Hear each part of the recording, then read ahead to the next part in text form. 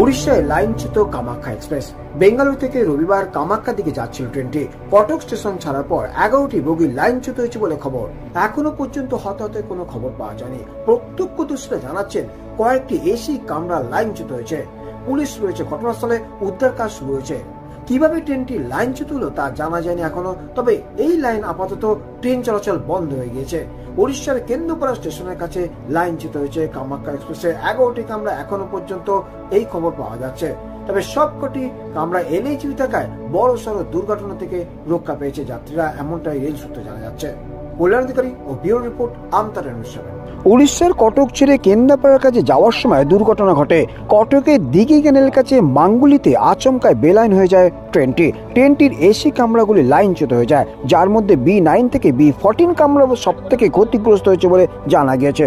যদিও কোনো মৃত্যুর খবর পাওয়া যায়নি, তবে কতজন আহত হয়েছেন সেই খবর পাওয়া যায়নি। যাত্রীদের একাংশের অভিযোগ, রেলের পক্ষ থেকে সেরকম কোনো সাহায্য মেলেনি।